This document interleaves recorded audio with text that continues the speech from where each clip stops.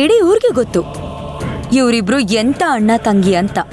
ಅಂಥದ್ರಲ್ಲಿ ಅಣ್ಣನ ಮೇಲೆ ಆರೋಪ ಇರಬೇಕಾದ್ರೆ ತಂಗಿ ಆದವಳು ಅಣ್ಣನ ವಿರುದ್ಧ ತೀರ್ಪು ಕೊಟ್ಬಿಡ್ತಾಳಾ? ಇದೆಲ್ಲ ಆಗೋ ಮಾತಾ?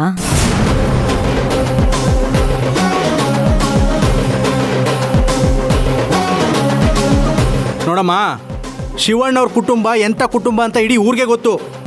ಅವರು ತಲಾಂತರದಿಂದ ನ್ಯಾಯದ ಪರವಾಗಿ ತೀರ್ಪು ಕೊಟ್ಕೊಂಡು ಬಂದಿದ್ದಾರೆ. ಇದುವರೆಗೂ ಅವರು ಒಂದೇ ಒಂದು ನ್ಯಾಯದ ವಿರುದ್ಧವಾಗಿ ತೀರ್ಪು ಕೊಟ್ಟಿಲ್ಲ, ಕೊಡೋದು ಇಲ್ಲ. ನೋಡಿ ಮುಖಂಡ್ರೆ, ಅವ್ರ ಕುಟುಂಬದ ಬಗ್ಗೆ ನೀವು ನನಗೆ ಹೇಳ್ಬೇಡಿ. ಅವ್ರ ತಲೆಮಾರುಗಳ ಬಗ್ಗೆ ಮಾತಾಡೋದು ಬಿಟ್ಟು ಈ ಅಣ್ಣ ತಂಗಿ ಅನ್ನೋ 2 ತಲೆಗಳ ಬಗ್ಗೆ ಮಾತಾಡೋಣ.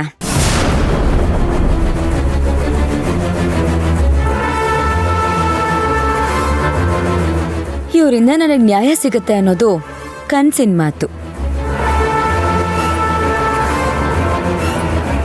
ಅಷ್ಟಕ್ಕೂ ಇವತ್ ನಾನು ಇಲ್ಲಿ ನಿಂತಿದ್ದೀನಿ ಅನ್ನೋದು ಕಾರಣ ಯಾರು? ಇವರಿಬ್ರೇ ತಾನೆ.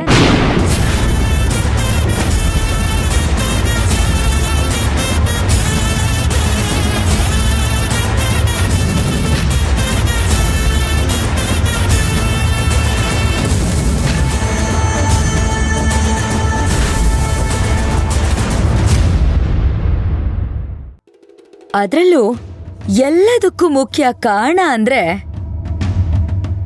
ಈ ನಿಮ್ಮ ಪಂಚಾಯಿತಿಯ ಅಧ್ಯಕ್ಷರು.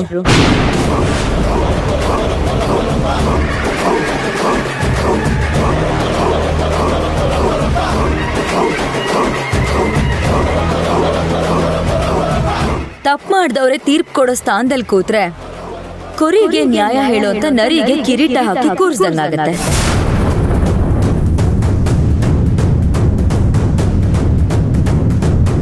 ಜ್ಯೋತಿ, ನಿಮ್ಮಲ್ಲಿ 1000 ಇರಬಹುದು, ಇದು ಪಂಚಾಯಿತಿ. ಇವರು ಪಂಚಾಯಿತಿ ಅಧ್ಯಕ್ಷರು, ಇವ್ರಿಗೆ ಗೌರವ ಕೊಡಬೇಕಾದ್ದು ನಿನ್ ಕರ್ತವ್ಯ. ಅದು ಬಿಟ್ಟು ಬಾಯಿಗೆ ಬಂದಂಗೆ ಮಾತಾಡಿದ್ರೆ ಚೆನ್ನಾಗಿರಲ್ಲ. ತುಳಸಿ ನಿಮ್ ಪರವಾಗೋ ಶಿವಣ್ಣನ ಪರವಾಗೋ ತೀರ್ಪು ಕೊಡಲ್ಲ. ನ್ಯಾಯ ಯಾರ ಕಡಿಕಿರುತ್ತೋ ಅವ್ರ ಪರವಾಗೆ ತೀರ್ಪು ಕೊಡ್ತಾರೆ. ಕೊಡ್ತಾಳೆ, ಕಾಯ್ತಾ ಇರಿ. ನೋಡು ಜ್ಯೋತಿ, ನನಗೆ ನಮ್ಮ ಅಣ್ಣನೇ ದೇವ್ರು ನಿಜ. ಆದ್ರೆ ನಮ್ಮ ಅಣ್ಣನ್ಗೆ ನ್ಯಾಯನೇ ದೇವ್ರು ಅಂತ ನ್ಯಾಯ ದೇವತೆ ಮೇಲೆ ಆಣೆ ಮಾಡಿ ಹೇಳ್ತಾ ಇದ್ದೀನಿ. ನಾನು ನ್ಯಾಯದ ಪರವಾಗಿ ತೀರ್ಪು ಕೊಡೋದು. ನನಗೆ ನಂಬಿಕೆ ಇಲ್ಲ. ಹುಲ್ ತಿಂತೀನಿ ಅಂದ್ರೆ ನಂಬೋ ಅಷ್ಟು ದಡ್ಡಿ ನಾನಲ್ಲ.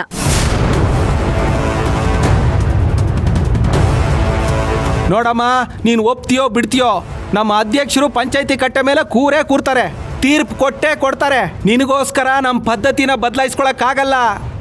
ನೀವೇನ್ ಬದಲಾಯಿಸ್ಬೇಡಿ. ಈ ನಿಮ್ಮ ಅಧ್ಯಕ್ಷರು ನ್ಯಾಯ ದೇವತೆ ಮೇಲೆ ಆಣೆ ಇಟ್ರಲ್ಲ, ಅದನ್ನ ಬದಲಾಯಿಸಕ್ ಹೇಳಿ ಸಾಕು. ನ್ಯಾಯ ದೇವತೆ ಬದಲು ಅವ್ರ ಅಣ್ಣನ ಮೇಲೆ ಆಣೆ ಮಾಡಕ್ ಹೇಳಿ.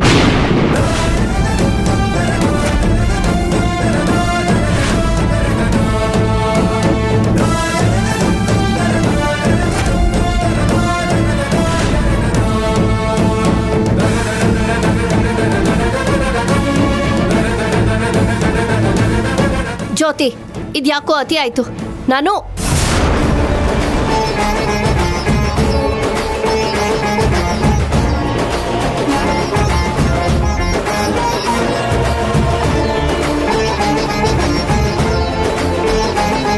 ಸರಿ, ನಾನಿಲ್ಲಿ ವ್ಯಕ್ತಿ ಪರವಾಗಲ್ದೆ ಯಾರು ನ್ಯಾಯದ ಪರವಾಗಿರ್ತಾರೋ ಅವ್ರ ಪರವಾಗಿ ತೀರ್ಪು ಕೊಡ್ತೀನಿ.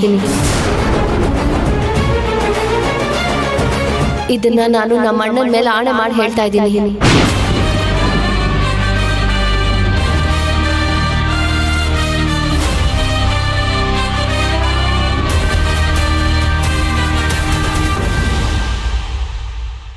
ಇನ್ನೇನಮ್ಮ, ಈಗ್ಲಾದ್ರೂ ಕೂರ್ಬಹುದಾ? ಕೂರ ಕೇಳಿ. ಆದ್ರೆ ಒಂದ್ ವಿಷಯ ನೆನ್ಪಿಟ್ಕೊಳಕ್ ಹೇಳಿ,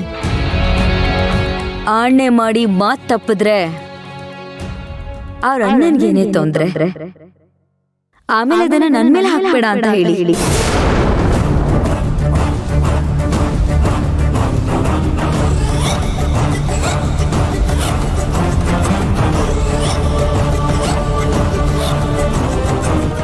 ಅಧ್ಯಕ್ಷರೇ ಕೂತ್ಕೊಳ್ಳಿ.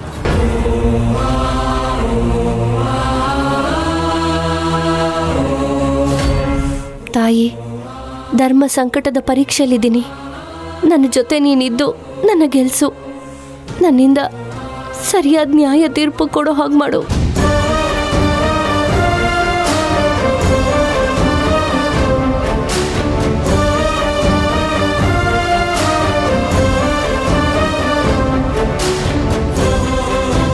ಕೂತ್ಕೊಳ್ಳಿ. ಕೂತ್ಕೊಳ್ಳಿ.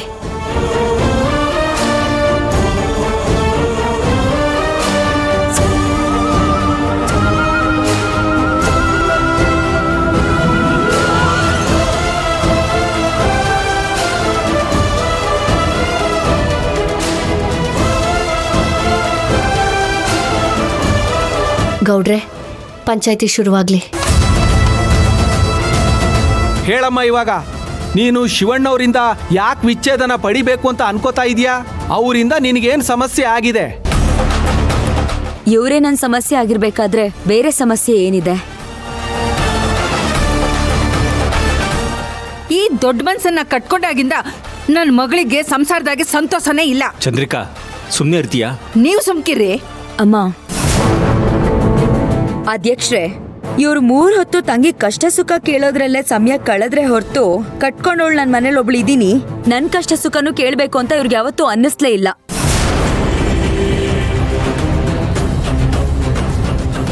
ಒಂದು ಹೆಣ್ಣಾದವಳು ಎಷ್ಟು ಸಲ ಅಂತ ಹೇಳಿ ಮೈ ಮೇಲೆ ಬಿದ್ದು ಹೋಗಕ್ಕಾಗತ್ತೆ? ಪ್ರತಿ ಸಲ ಇವ್ರ ಪ್ರೀತಿ ಗೆಲ್ಲೋದಕ್ಕೆ ನಾನು ಎಷ್ಟು ಕಷ್ಟಪಟ್ಟಿದ್ದೀನಿ ಅಂತ ನನಗ್ ಗೊತ್ತು. ನಾನೇನ್ ಹೆಂಡ್ತಿನ ಇಲ್ಲ.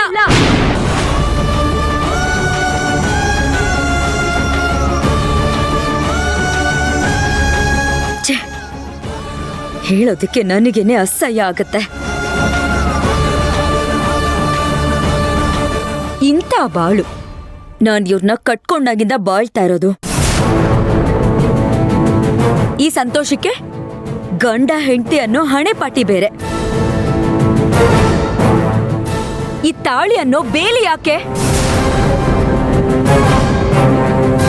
ಜ್ಯೋತಿ, ತಾಳಿ ಅನ್ನೋದು ಬೇಲಿ ಅಲ್ಲ, ಭದ್ರತೆ. ಒಂದು ಹೆಣ್ಣಿಗೆ ಯಾವತ್ತೂ ಗಂಡನೇ ದೇವ್ರು. ಅವನು ಕುಡ್ಕಾನೇ ಆಗಿರ್ಲಿ, ಕೆಟ್ಟವನೇ ಆಗಿರ್ಲಿ, ಮತ್ತೊಂದು ಮಗದೊಂದು ಏನೇ ಆಗಿದ್ರು ಹೆಣ್ಣಾದವಳು ಸಹಿಸ್ಕೊಂಡು ಸಂಸಾರನ ತೂಗಿಸ್ಕೊಂಡು ಹೋಗ್ಬೇಕು. ಹೆಣ್ಣಾದವಳಿಗೆ ತಾಳ್ಮೆ ಇರಬೇಕು. ಅದಕ್ಕೆ ಹೆಣ್ಣನ್ನ ಭೂಮಿ ತಾಯಿಗೆ ಹೋಲ್ಸೋದು. ಹೌದಾ? ಹಾಗಿದ್ರೆ ನೀವ್ ಯಾಕೆ ನಿಮ್ ಗಂಡನ್ಗೆ ಇದೇ ಪಂಚಾಯ್ತಿಲಿ ಚಪ್ಲಿ ತಗೊಂಡು ಹೊಡೆದ್ರಿ?